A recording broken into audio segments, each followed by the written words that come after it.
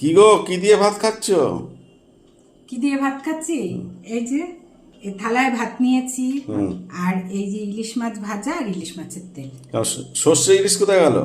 সর্ষে ইলিশ এখন খাবো না, আমার এই ইলিশ মাছ ভাজা তেল দিয়েই ভাত খেতে খুব ভালো লাগে, তাই আমি এটা দিয়েই খাবো আজকে। আর অন্য কিছু নয়, আমার ভীষণ প্রিয় ইলিশ মাছ ভাজা আর ইলিশ মাছের তেল।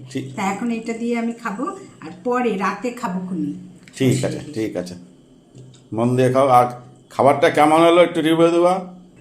হ্যাঁ, সে তো অবশ্যই। খেয়ে নিয়ে আগে, না খেয়ে কি করে বলবো বলো। এই যে একটা কাঁচা লঙ্কা নিয়েছি, এখানে একটু লবণ নিয়েছি, এই কাঁচা লঙ্কা দিয়ে এইভাবে ভাতটা খেতে হয়, বুঝেছো? ঠিক আছে, শুরু করো তাহলে।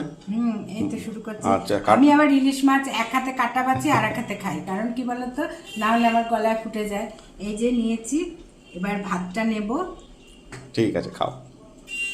দারুণ খাচ্ছি, খুব ভালো লাগে ইলিশ মাছ ভাজা তেল দিয়ে ভাত খেতে।